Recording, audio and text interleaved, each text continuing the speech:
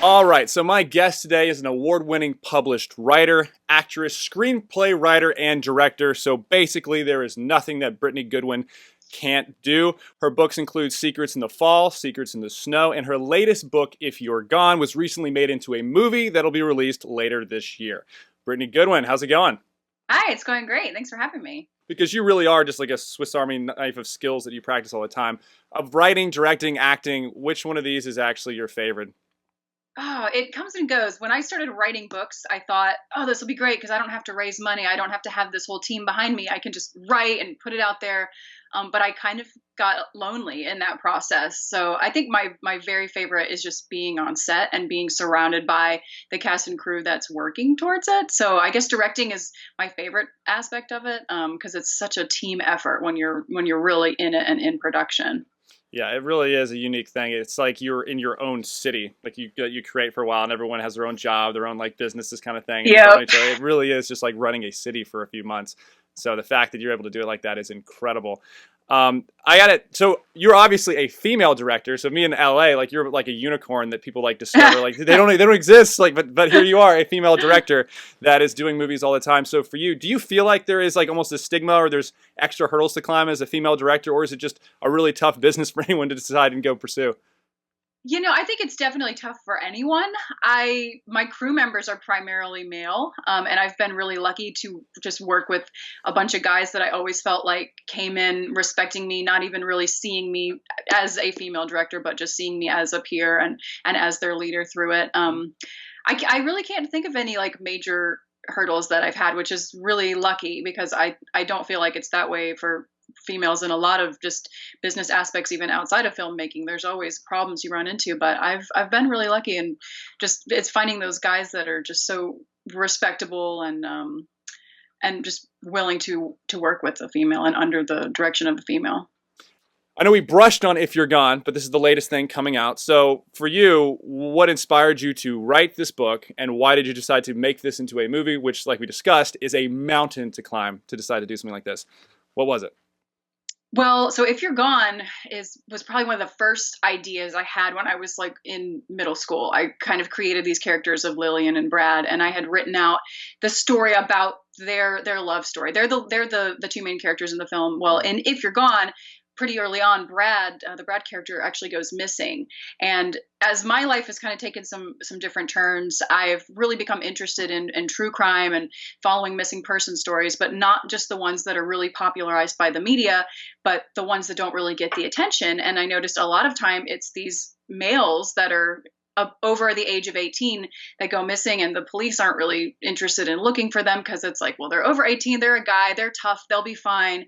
And I just kind of wanted to turn that into a story, not only to bring some awareness to the fact that that is a real problem all over the world, but also to show the side of Lillian, because the story is really, the book is told first person from her perspective. And then Lillian, played by Macy McLean in the film, it really just follows her as she's realizing that no one's going to give the attention to this case, and as she's just looking for him and really kind of goes down a rabbit hole of almost a depression, missing this time. So I wanted to kind of bring awareness to a lot of different things as far as the missing persons aspect, but also tell a love story throughout that. And then of course there's the faith-based elements of just how her faith that's so strong in the beginning is really rocked when she's kind of saying, I've prayed for these things for months and months and he's still missing and there's still no resolution. So I call it a coming of age mystery with a faith-based twist. Yeah. Just something different that I hadn't seen before and I wanted to make. Yeah, when I describe this movie to people, I'm like, it's kind of like a thriller mystery romance. Like it's Yes. a really interesting cross genre kind of movie. And I didn't know that it was based in stuff that was going on domestically. Like you said, I guess a good portion of young men will disappear and no one talks about it.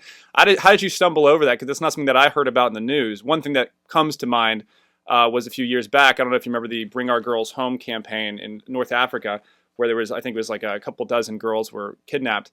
But then a month before, there was hundreds of boys that were slaughtered at the school that were basically the same thing. But they wouldn't cared about that until the girls were taken. I didn't know like if there was something that specifically happened in the United States that kind of brought your attention to this issue. I had a childhood friend actually in 2011. He went missing for several weeks, and it was just there was a little media attention brought to it. He was eventually found, and it was resolved, and it did have a happy ending. But that just got me kind of thinking, like, if someone in my hometown can just disappear like that.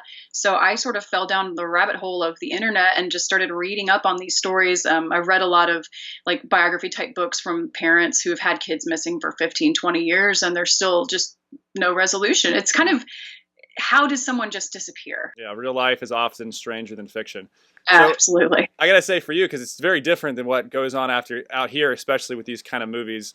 There's no drugs, sex, or rock and roll in your movie. So how did you possibly write a script that doesn't have all these necessary attributes that Hollywood always throws into movies?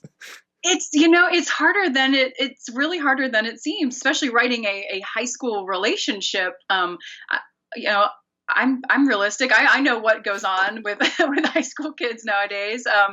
But it's just kind of coming to terms with, okay, how necessary is this? There's moments where I think in any other film, the tension that's going on, these characters would probably be cursing. Yeah. But it's just a matter of, it's not necessary, and you can still tell a pretty compelling story by taking out those elements, which it's a fun challenge to say, how can we show the romance between them without having to go too in depth with anything super physical. And it's, again, just good actors being able to really pull together and show the emotion without showing the physicality. So yeah, no sex, no drugs, no, there's some good music, but no hardcore rock and roll. Yeah. Yeah, exactly. No, it's so true. It means so much more to the audience when you don't cheapen it by throwing stuff in just for eyes and trying to elicit a reaction from the audience. It's happens so often. Like, oh, we'll just have this many nude scenes, so we'll make this much money, and yada yada yada. Yeah, and shock factor. And I like to shock them in other ways. Yeah, exactly. It's so much better. So congratulations on the movie. So for the people that want more information on you, where to find the movie, social media, where's the best place to find you? There's a couple ways. So we have a If You're Gone movie Facebook page. If You're Gone movie is the name on Facebook. We post but we just put up a bunch of photos from the premiere event. You can find the trailer on there. The film will be in DVD exclusively in Walmart stores starting on December 4th, and then on all the usual streaming channels and services. We have our website. It's everynewdaypictures.com, and that's where we post some blog posts just updating on what we're doing, what we've got coming up next. We actually just shot another film in October that we're in post-production for now. So yeah, following If You're Gone on Facebook or just following our website is a great way to kind of keep in touch and know what we're doing. Fantastic. Brittany Goodwin, thank you so much for taking the time. I know you're busy. Absolutely. Thank you. I really appreciate getting to chat with you today. I can't wait for you to see it. I know. It's going to be awesome. I can't wait for everyone else to check out the movie as well. It's good talking to you, Brittany. Thank you so much, Ben.